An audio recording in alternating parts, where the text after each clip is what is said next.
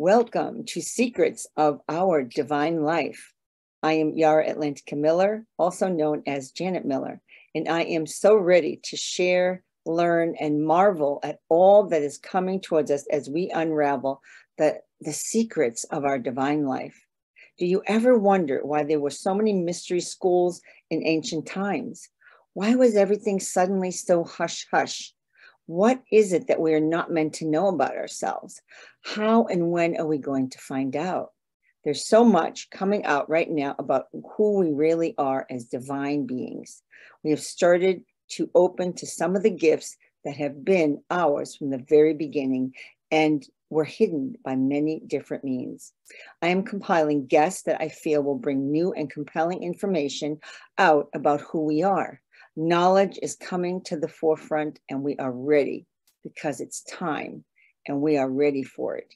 So my first guest for this podcast is the amazing and incredible intuitive Erin Lynn. And welcome, Erin. So happy to have you here today. Thank you. My pleasure. Thank you for having me on.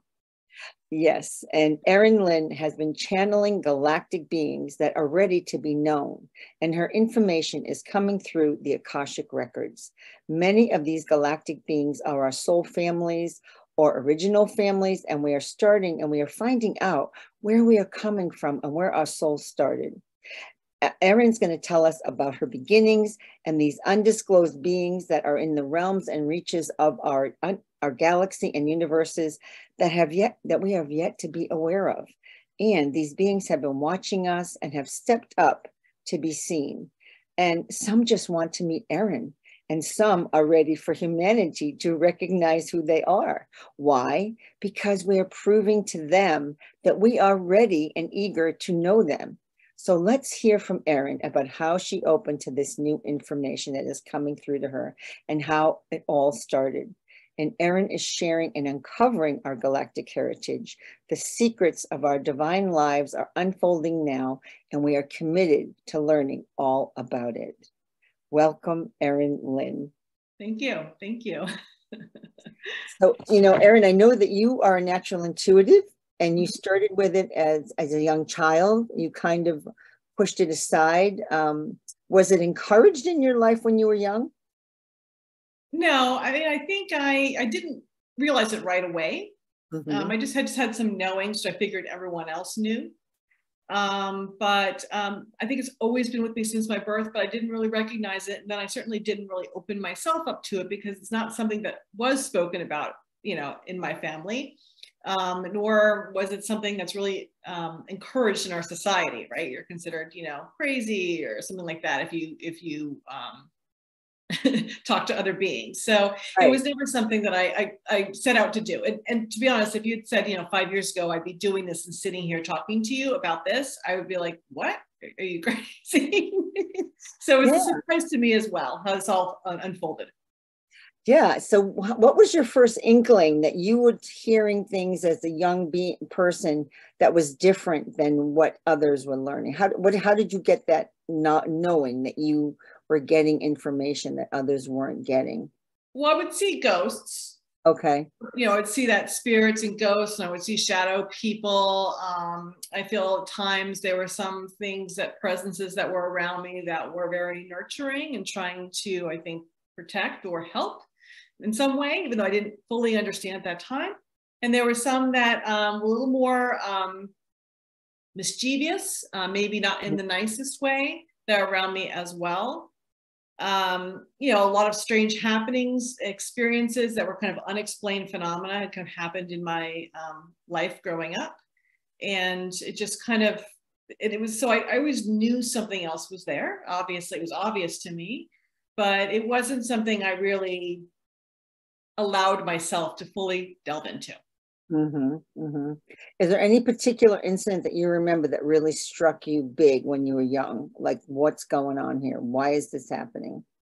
Well, I think as early as 4 or 5 years old. And I was looking around thinking, this isn't right.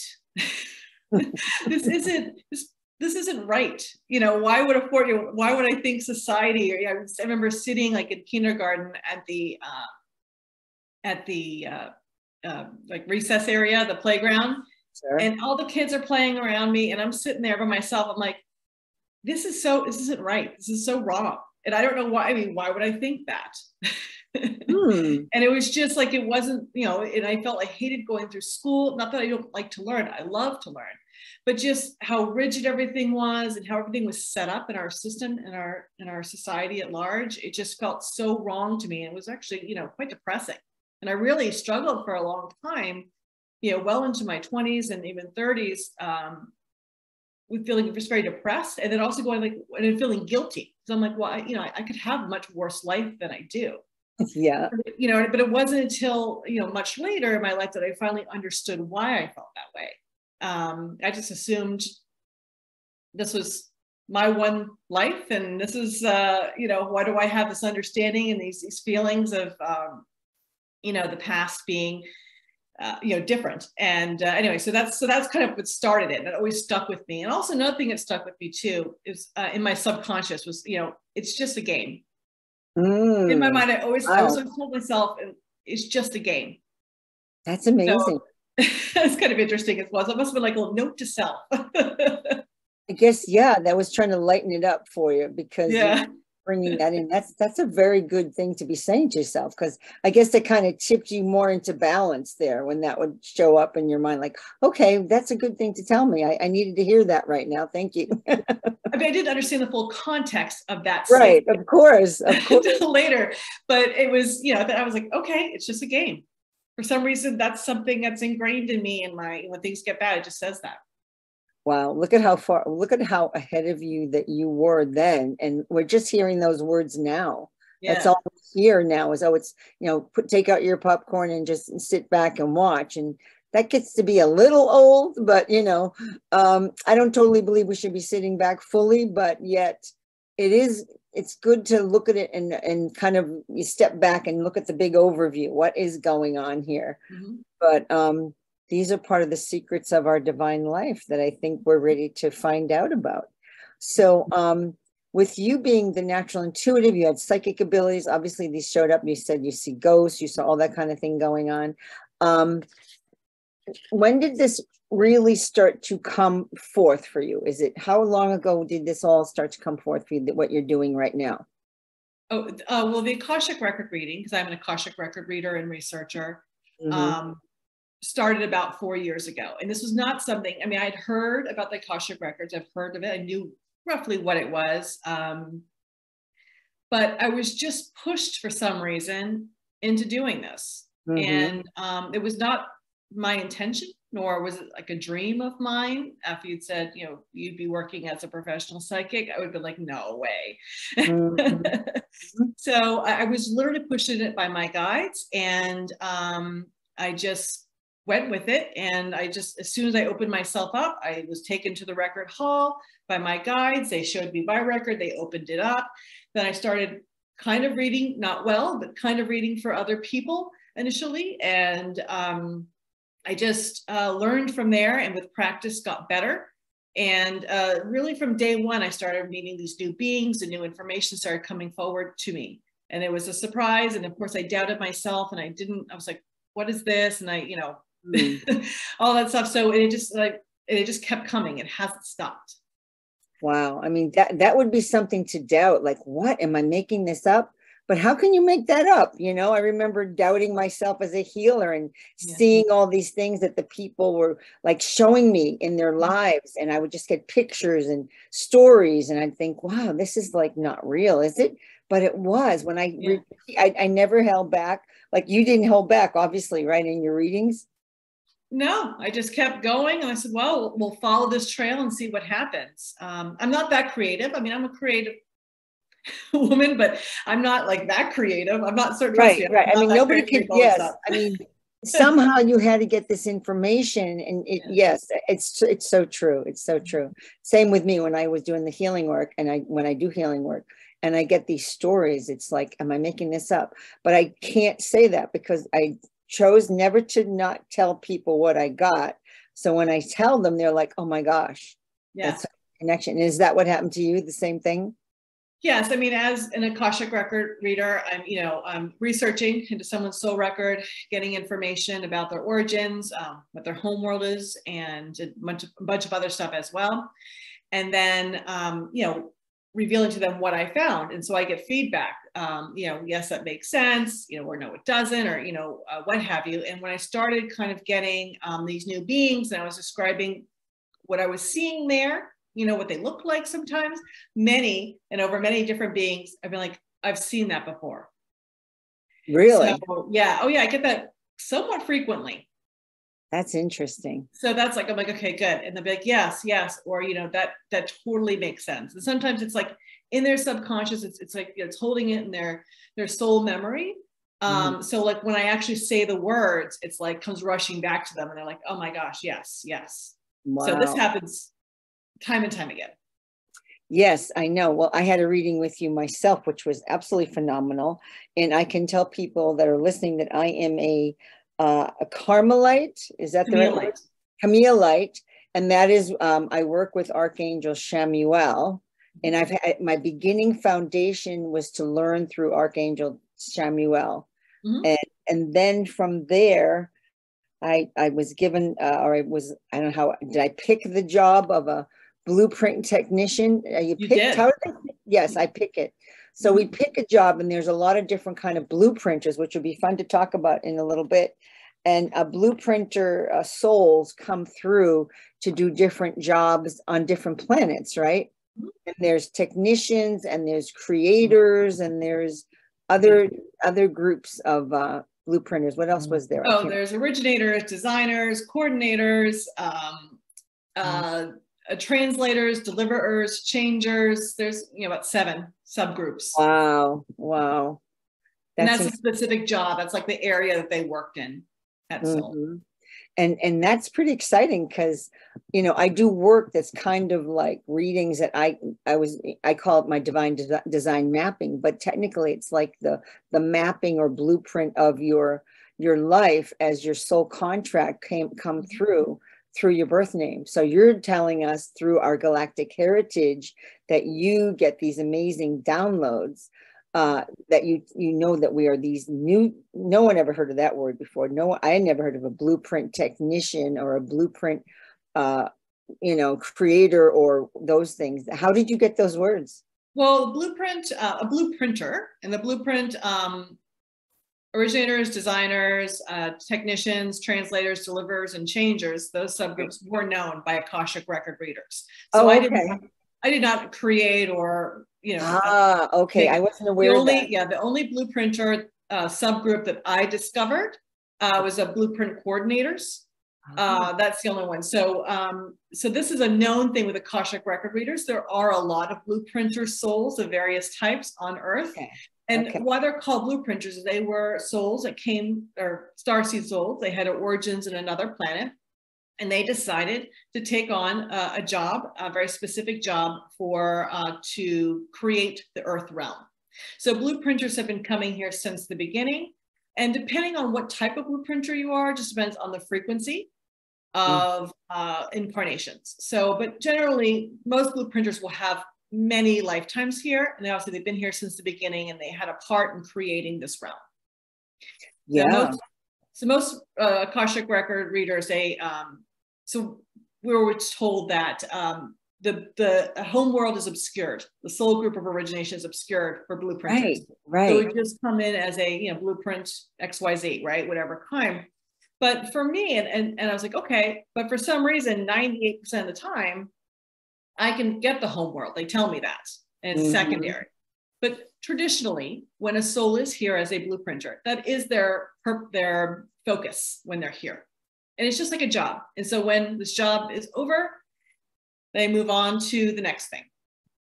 Yeah, it's incredible. I know mine works with the energy body of the people, and it's more with the auras and the chakras and the energy around that creates the person that's around the person, as I understand it. I mean, that's how far I've gotten in it. Yeah. I mean, well, as an energy healer, that makes sense, doesn't it? Yes, it's perfect. It's absolutely perfect. I'm like, Wow, that's what an energy healer is. We're blueprint technicians. I like that. I mean, it's a Well, not better all are, word. but yes. Yeah, it's a little different, but it's good. Yeah. And also, and then you tell us our origin. Now, the group that you found for me were a group that was new, Mhm. and they asked us not to talk about who they are yet. They're not ready to be known by humanity Yes. or anybody else. And so, except you and me, that we Mhm. were allowed to know. So that's a very different thing. So why does that happen? How often does that happen? Well, you know, sometimes they will. So probably on my website, I have about 20 or so more images that I've had an artist create of these beings. I am probably aware of 30 more. And I only reveal them to the public at their request. And some say we're not ready yet. Sometimes I'll see them in a couple, take a couple of years for them to go, yes, you can, or sometimes it's right away. Yes, right away, tell us. And some, they don't really want to be known publicly like that, but they give me permission to tell the client about them because that is their home world, right? And that's why they're getting an Akashic record reading from me, is so they can understand themselves fully. And some say, you know what, it's not even okay to tell the client about them. That's interesting. That's rare, but that happens. And, they can also go, we don't want to interact with you at this time. And I respect their decisions and what they want, but that doesn't happen often. It's kind of the outlier. Yeah. It's fascinating. And, we have to respect them that they're stepping forward right now, which is pretty exciting, that you are the one to bring a lot of these people. I don't know if anyone else is bringing in the beings that you are. And you don't either, because you kind of have the first deal they're not known. Bringing them in. Yeah, they weren't known. Yeah, they weren't. I mean, it was unknown to us on Earth. And, like I said, I've probably found out about 46 thus far. Right. So what do you have any knowing the reason why they would have chosen you? Did they ever tell you? Well, I believe it was in my soul contract to do Okay. it. And so they just kind of switched it on. And so my gifts really went online, and they actually probably put me in the position of reading people's Akashic records, because that way I can find these beings. And also then I can kind of test my findings with clients. Sure. It's not just me. Oh, I see this. I mean, I am very careful about what I reveal publicly. I have to feel pretty comfortable with the material and have tested it with many clients. Yeah, because you're the one to really bring in the translation of what they're telling you and showing you, and also the understanding. I mean, you have to decipher it yourself to bring it through to us. Yeah, I mean, some of the stuff gets, it's very high dimensional. It's very different than our experience or our conscious experience on Earth. And it can be difficult to fully grasp it initially, but they invite me. I astral travel to their planet. I meet with the beings. They show me around. Some are very proud and they show me all these different stuff, and some are just kind of more, a little bit more standoffish, but they're letting me in. They're just kind of very careful, in how they're interacting. Many have never probably interacted with an earth being thus far. So some of these beings are extremely high dimensional, 12, 15th, even 17th dimension beings. Right. Like, I know you've talked about in our world, in our dimension, we have 15 dimensions? Is that true? Yeah. But there's that group, I know there's a group that goes higher that comes in here sometimes. Yeah, the Craigs. So they're like the big overseers. They're 17th dimensional. They actually are responsible for creating starting the ball rolling for the creation of all beginning structures of universes. I'm not talking about the individual planets or realms in the universe, but the structure. And they're very, and so they're kind of represented in each universe that exists and will exist. And they can jump very easily from one universe to the next. Like, for example, if you're from another universe, right, and you're just here on Earth having an incarnation, part of your consciousness will still be anchored to that home universe. Okay, and so it's very hard actually to physically travel.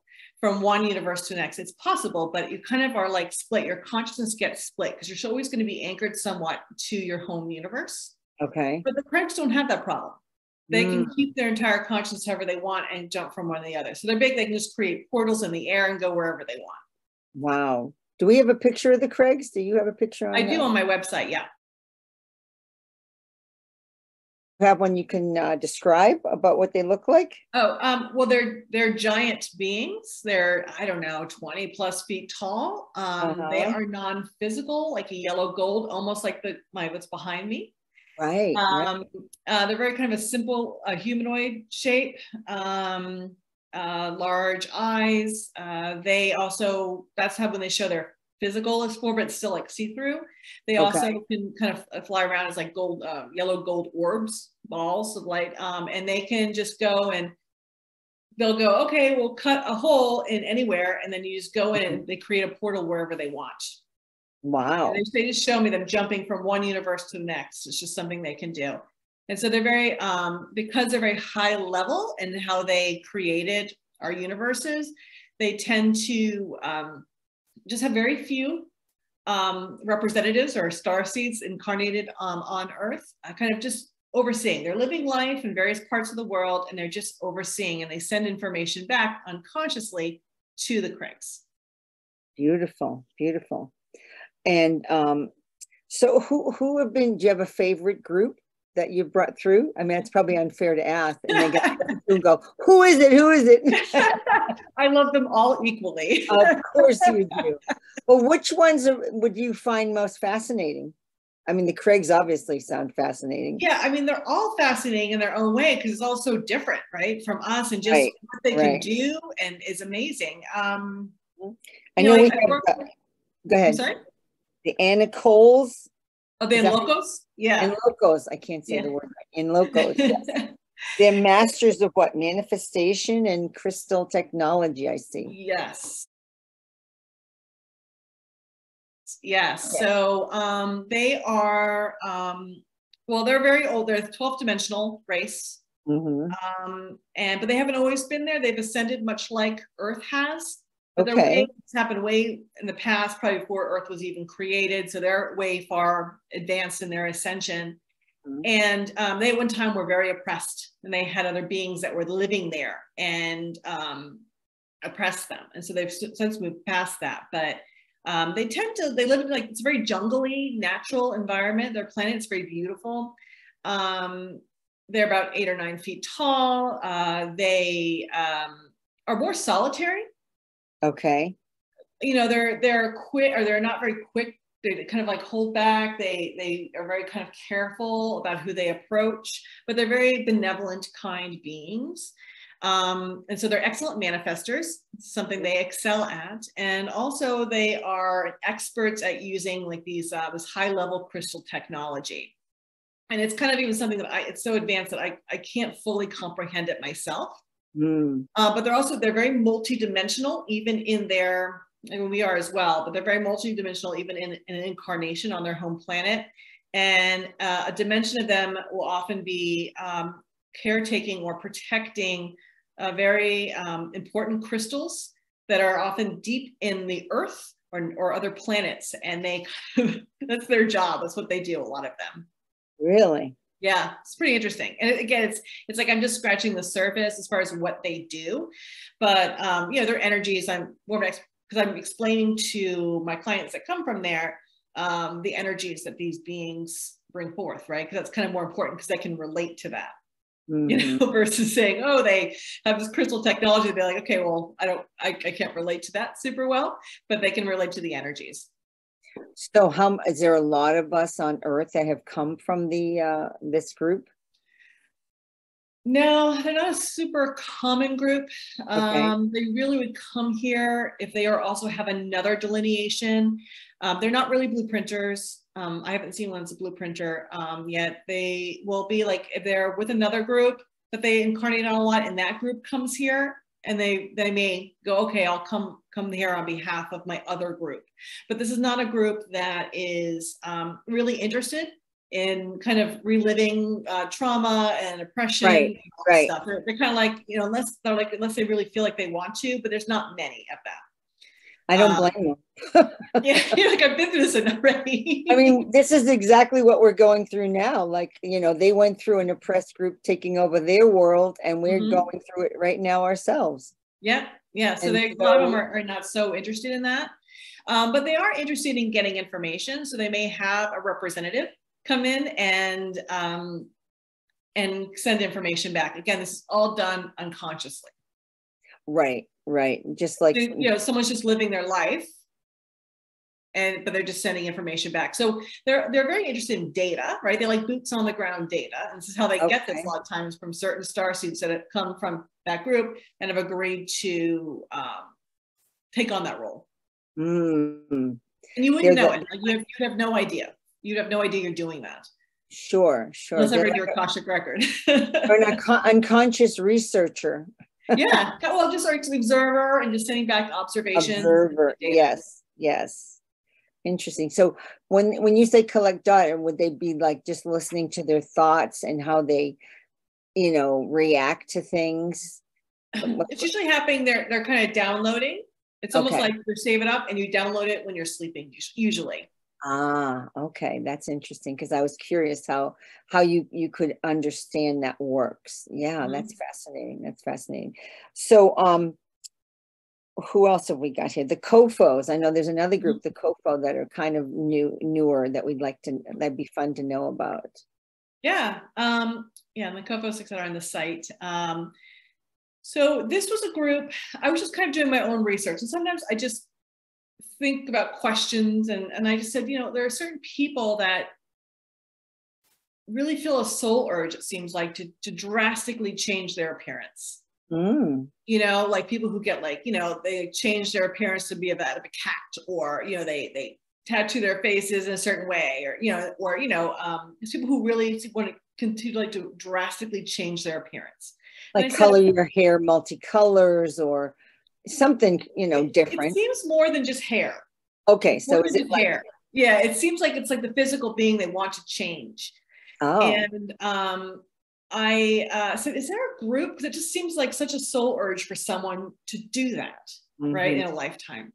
And I got yes, and I got that it was this group. The star is called Gamma Corvi in the Corvus constellation.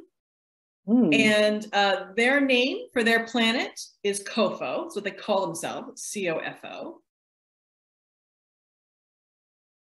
Oh, wow. And so they, you know, they show themselves to me. They also were a little shy at first. Like they wouldn't show me their world. They just showed me what they looked like. And I got to learn about their energies and stuff. And I didn't read for any clients for a while, but then they started coming, and now they're coming kind of frequently now.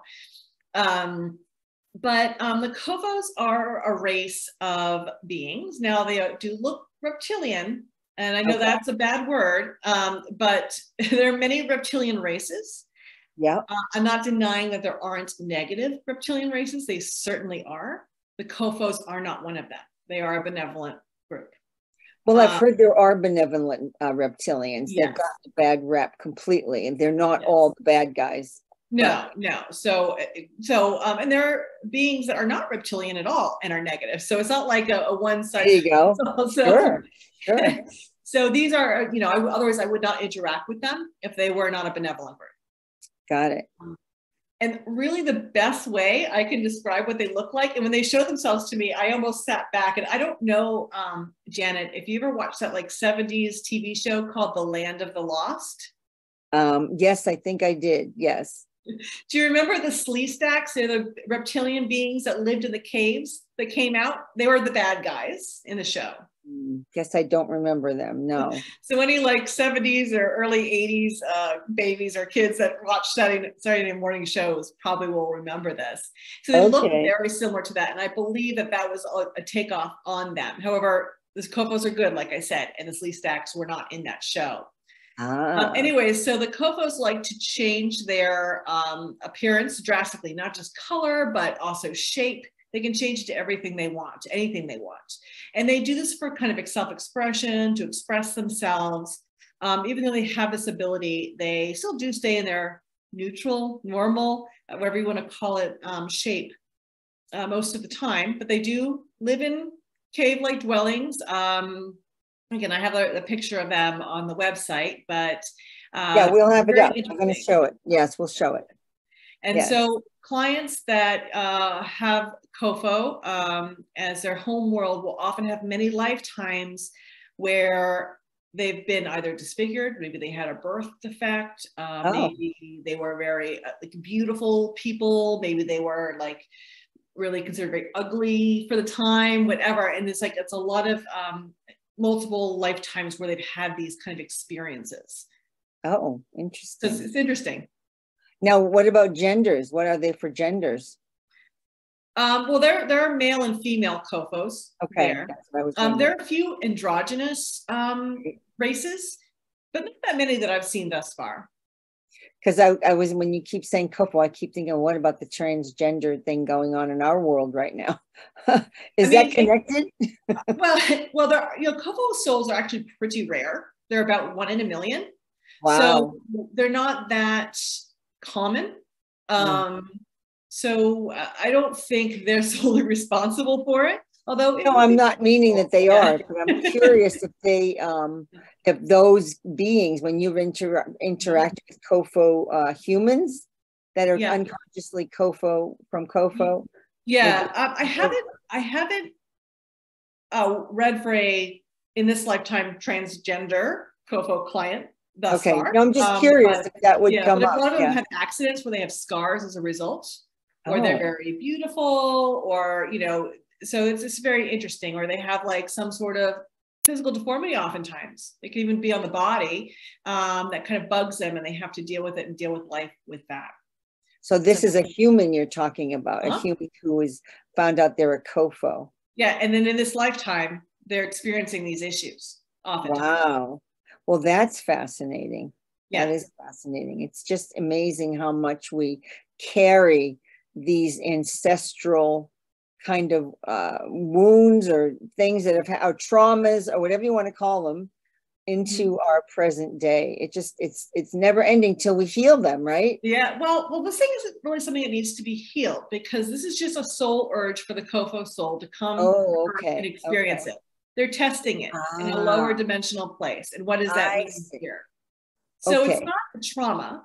Okay, it's just a result of, they will, because oftentimes if you really go into each, I don't read for every lifetime because sometimes there's so many, but if you go into a lot of the earth lifetimes, you'll see patterns, right? Patterns and incarnations and things they're exploring. It's rarely a one and done thing. So someone could be disfigured in this lifetime because they wouldn't experience it, but it does not mean they're necessarily a COFO. I just see when it's a repetitive thing for them.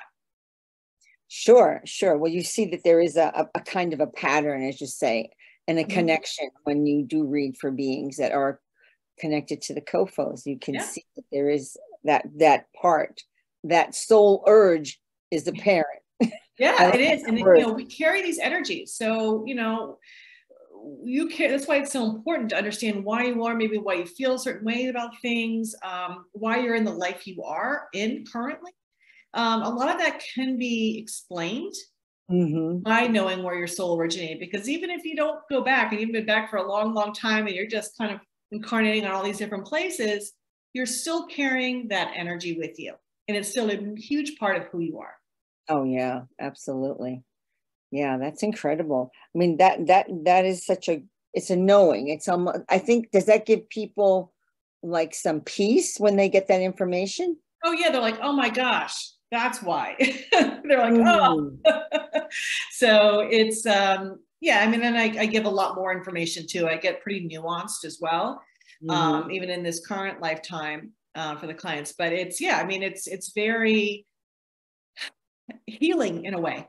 Yes. It's very healing. It's very comforting. It just creates a better understanding, because, we're kind of walking around all blinded to who we truly are. And when those blinders kind of come off and we understand who we are, then we're able to accept. And it also just is a calmness kind of goes, oh, I feel so much calmer now. I just feel so much better now. and so much more understanding. I get that a lot.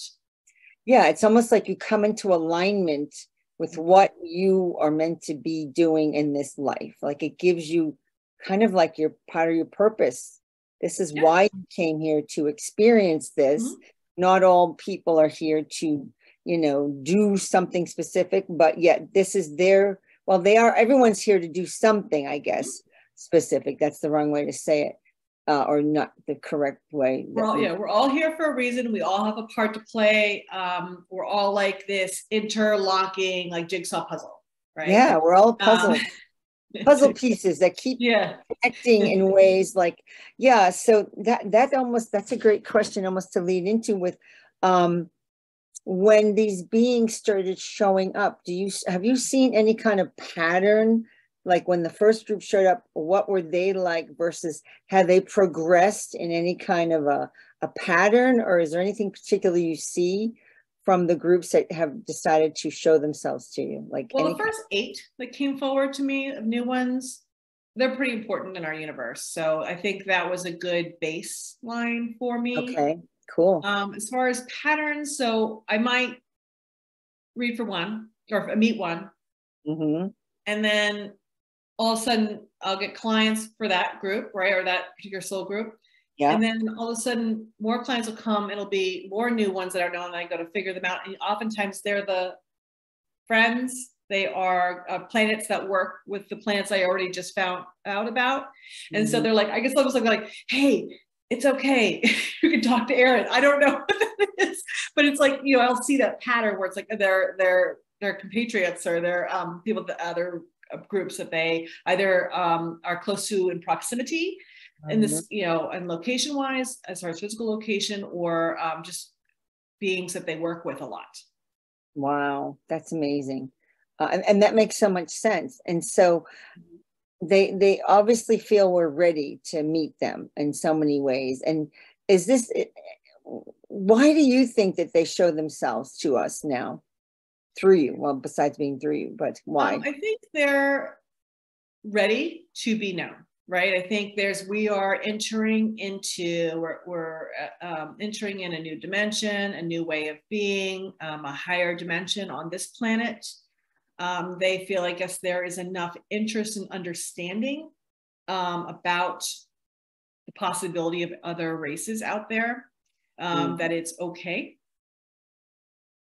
Yeah, what I'm understanding as you're saying this, and what came to me as you were saying that, is that it sort of gives us some peace. Like you said, it gives people a lot of peace to know who they really, where they came from, what their soul origin is, that we're not, I mean, there are people that are just human, right? That are on the planet, but is that Earth soul? This is their home world.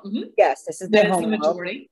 Correct. And then there's also star seeds, which is this group. Most of those, would you call them the star seeds? If you come from another planet other than Earth, you are in the star seed category, which is roughly 35% at this time. Did you say if you're a star seed, you're also, that includes Earth? No, either a star seed or an Earth soul. Okay, good. That's what I thought you meant. So is there any other groups that you have seen that you would call them besides star seeds and Earth beings? No, I mean, there are angelic realms where people come from, but I still would consider them a star seed. I wouldn't consider that an angel. I mean, you know, it might be an angelic realm. So yeah, you're either kind of one or the other, right? And if you're a blueprinter, you're going to be a star seed, because no Earth souls are blueprinters. So Earth souls started coming to Earth probably about 60,000 years ago. Earth souls started coming to Earth 60,000 years ago. Roughly, yeah. Started incarnating there, the earliest ones. So when you said they incarnated, they didn't come from another planet. Did they come? No, they just decided to come to Earth, yeah. From source. Did they separate from source and come straight to Earth? Not necessarily straight to Earth.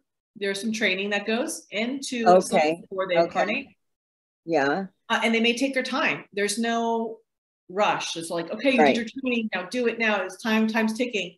There's like a small percentage that actually never choose to incarnate. They just stay on spirit side being of service that way.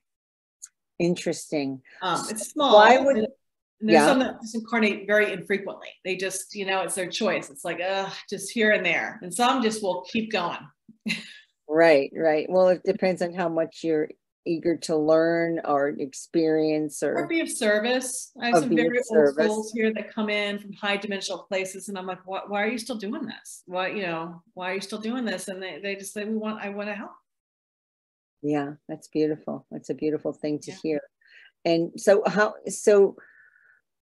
these earth beings, the humans that are here, what are they meant to do? Do they have a purpose that you're aware of? Yeah, I mean, to learn, to kind of gain awareness. These souls prefer to be very, very focused on the earth, the ground, to be very grounded. They want to learn in a very familiar space. They want to kind of keep going that way. So this is just a choice of these souls to do that. So most of them, I mean, again, very few come. I've only had one earth soul actually like sign up for a reading, right? Because that was what I was going to ask. Yeah, generally speaking, they're not. They probably think what I'm talking about is nuts, right? They're probably like, no way. So this is not a group that is super open to this. So they're not likely to seek out an Akashic record reading. I suspect that will change and that will open up in the future. But because they are very grounded. And but I have read for a few others that were just like relatives, and I was wanted to, practice on them. Sure. So I've read, I don't have a lot of experience, but a lot of them just seem to be learning at this time. Nice. So you actually have humans, at least one or two, that have come to you asking for a reading. And what do they get when they get the reading? What kind of things do you tell the humans? I mean, they have the same kind of deal that a starseed does. It's just when I say your soul group of origination, it's Earth. It's not much different. They're not, there's no like velvet rope. Like, it's not like, oh, you're an Earth soul, so you're going to go. No, it's all. No, I don't mean that. Side. I was just curious to see what they would be, wanting to learn. But they all have a purpose as well, of course, And I'm saying, meaning, me and them, we're all together in this. We're all here together. But it's just curious because it's a different kind of understanding, once you start learning about your origin. It's like, how do you just talk about it so that it makes sense.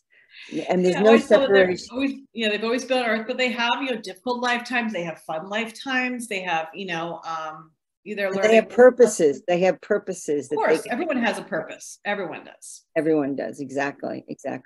So that's exciting. So, when you started doing this, what did you feel? Why did you feel that you needed to do it? I know it was a soul contract. What do you get from it when you do this work? It's a good question. Well, I've always been very interested to go deep into an individual's experience. I have a desire to, if I work with someone, to understand them at a very deep level. For some reason, I'm just wired that way.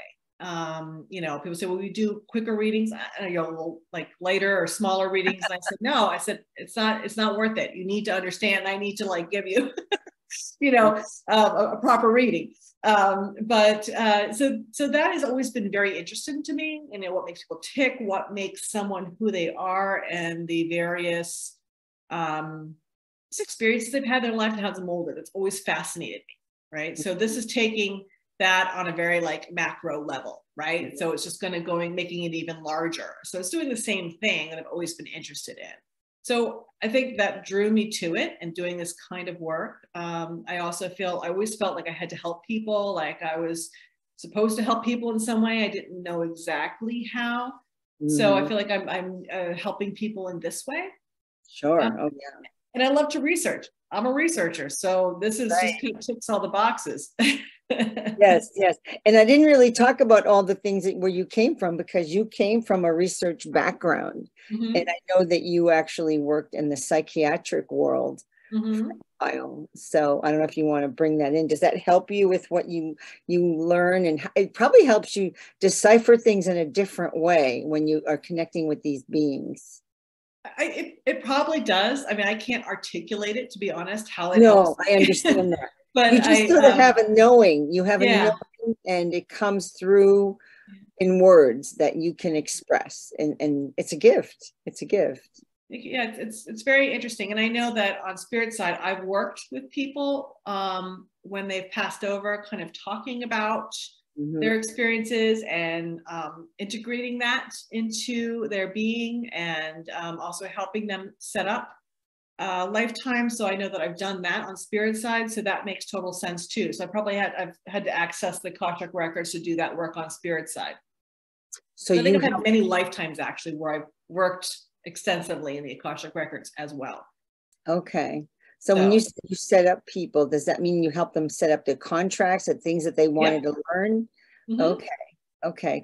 Because that's always fascinating me. I remember learning about that, 20 years ago, that there was like, it was that, what was that gentleman's name? Oh, I can't think of it right now, but he has a school that a lot of people have trained in, where he connected with the inner worlds. When people were under hypnosis, he connected with their inner worlds, and they started talking about life between lives. I can't think of it.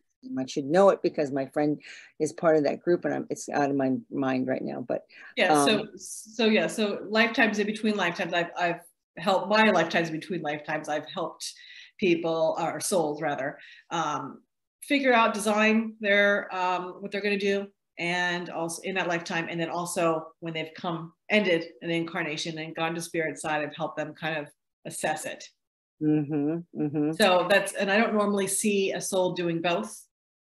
So of my clients that I've read for, so I think that also makes me very interested in that, and also an innate understanding of the Akashic Records as well. Like I said, because I probably has been involved in it quite a bit on spirit side. So when you said seeing both, what did you mean by doing both? It's one job is to help souls figure out an incarnation, how it's going to go. Okay. And another role, it's another complete job to review their life review. So you've done both, which is not normal. Is that what you're saying? I have not seen it. I have not seen another. Yeah, which is exciting. I don't think it's common to have both. That's it. The word is common. Yes. Yeah. Yes, that's a good word, common. So, and there was another group I wanted to talk about. So just to connect to these beings, the Minkars. There's a brand new group you've come out with, the Minkars. Yeah. And, can you talk about them a little? And we're going to show a picture of those beings as well. Sure. The Minkars, came through, I came to know them through, or meet them through a client reading, right? I was like, oh, we got to find them. So this was probably January. So it was about 6 months ago I met them. And there's not many of them here. And they are like many of these new groups, maybe just started coming here somewhat recently, the past couple thousand years as a group. To see if they want to kind of feel it out, to see if they want to incarnate here and like in larger groups in the future. And this group said they had just, there's no ill will or ill feelings, but they decided that they may not be interested in incarnating here in large groups in the future. Although it's not like a rule. They don't tell them that they can't. It's just as a group, they're like, but they did want to be known here.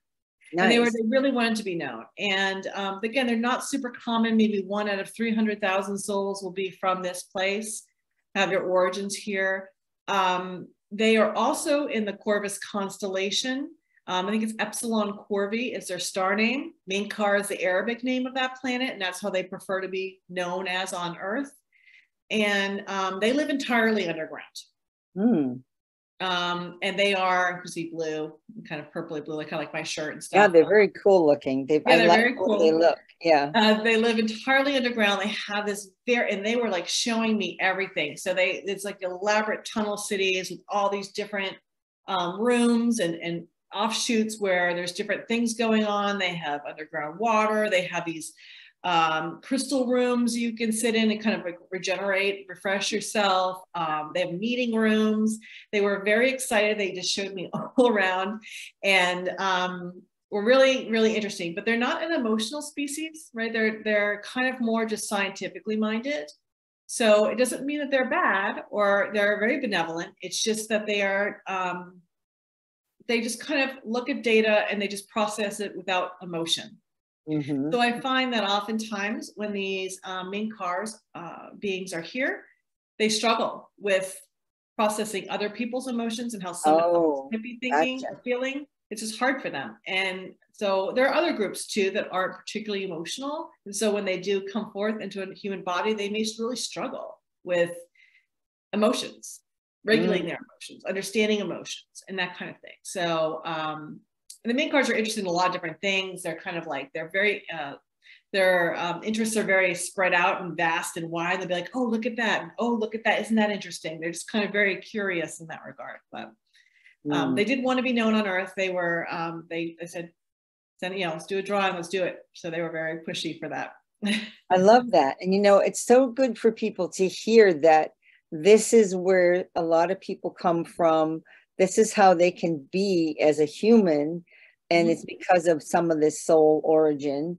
And it just kind of makes you have more tolerance for other people that you may not have understood before. So this is what I'm getting now. That gave me chills just to say that word, that we're learning to appreciate each other in a new way. We're learning to tolerate each other with love. I mean, so you're not going to go, oh, look at that weird guy. And, oh, he's so cold. You don't, now that we understand that a lot of us come from other places, you can't really judge anybody anymore. The judgment falls away, doesn't it?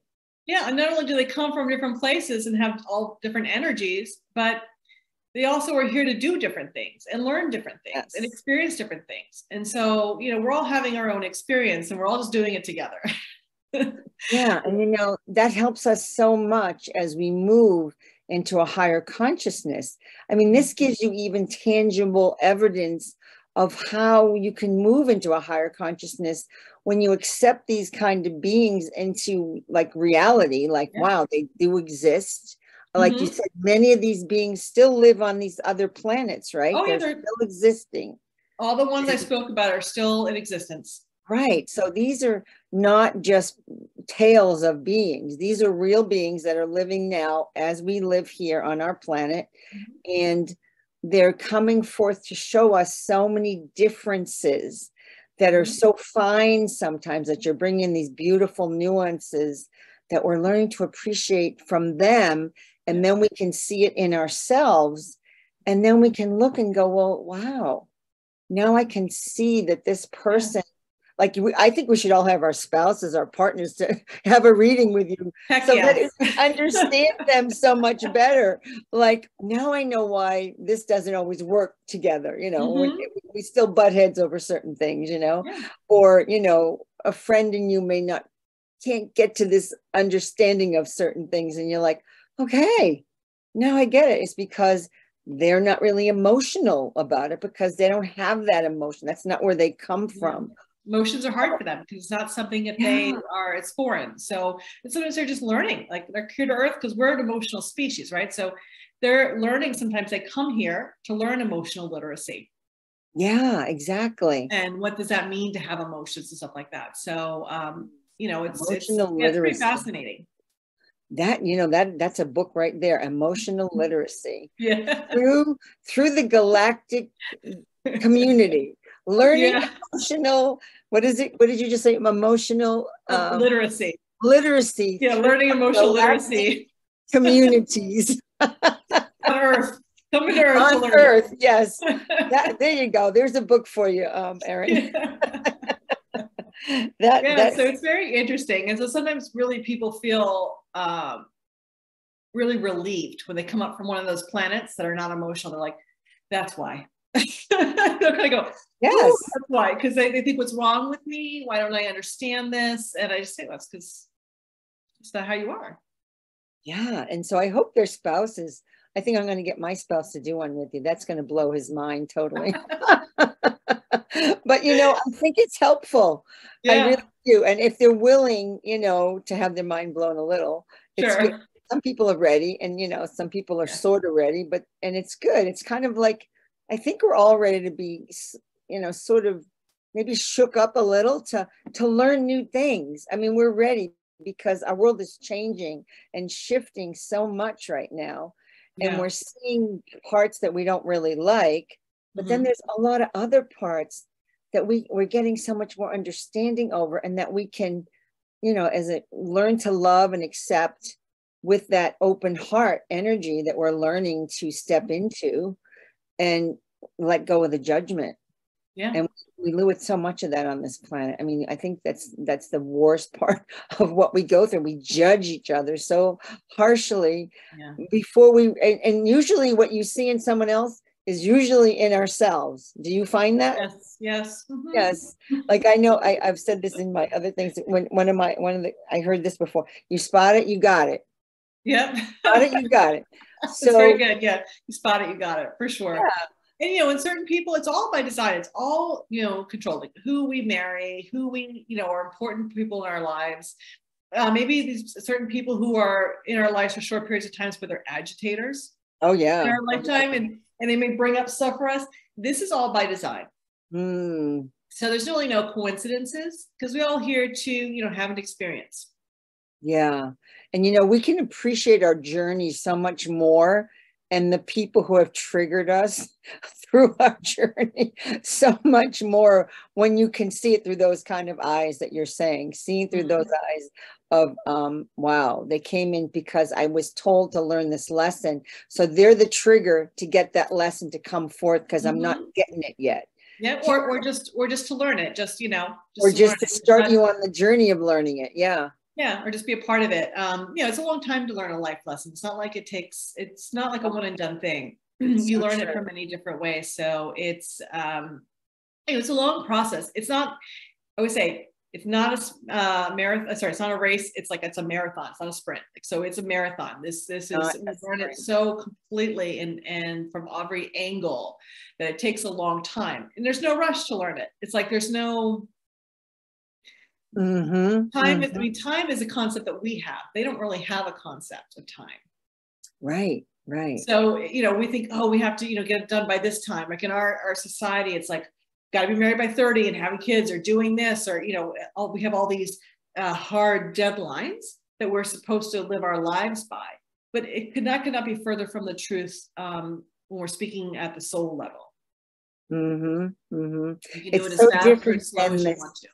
Yes, it's so different than the societal levels that have been imposed on us by who particularly.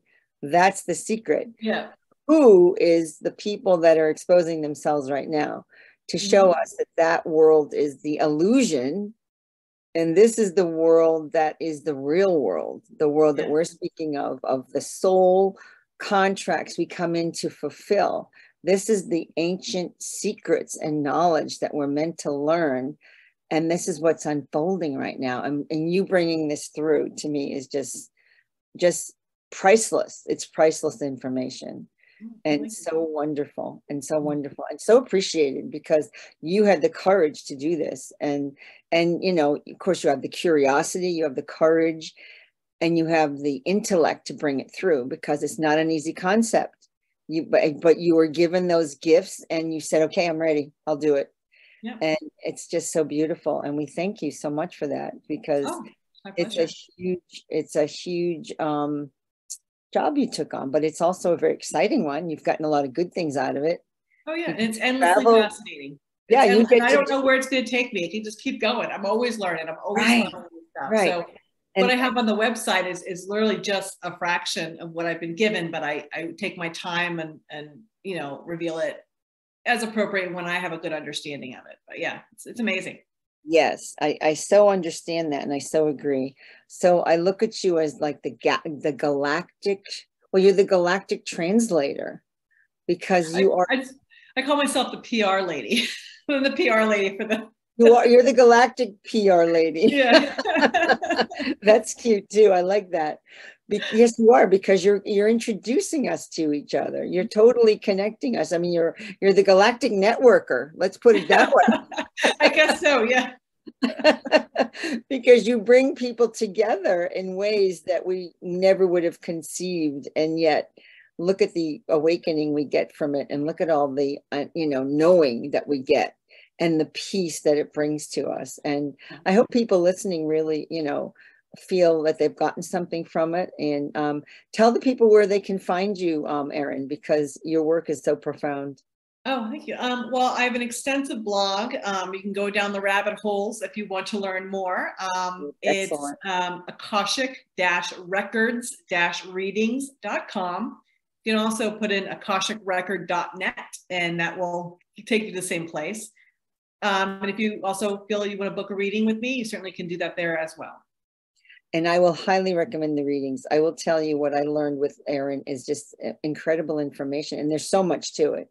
And you really will get so much value and peace from it that I just highly recommend it. And there was other topics I wanted to bring up, but I feel like we've really come to a beautiful conclusion of what you introduced everyone to. I'd love to have you back in the future to come on, and we'll talk about other subjects that will really, kind of poke the bear kind of things that might be fun to bring out too, because there's so much, and you're always getting new information. Yes. And I think we need to hear it.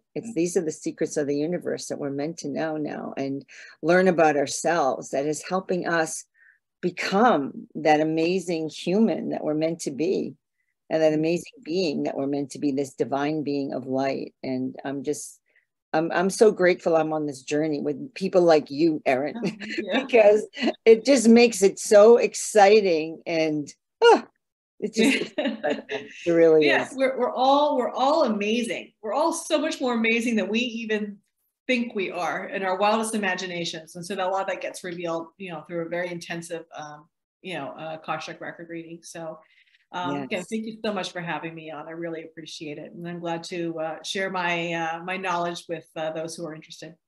Yes, thank you again so much. And I'm Yarra Atlantica Miller, and I want you to know that you are an amazing being of light. And don't forget to tune in next time on The Secrets of Our Divine Light. Thank you again, Erin. Thanks. Wonderful. Bye. Bye.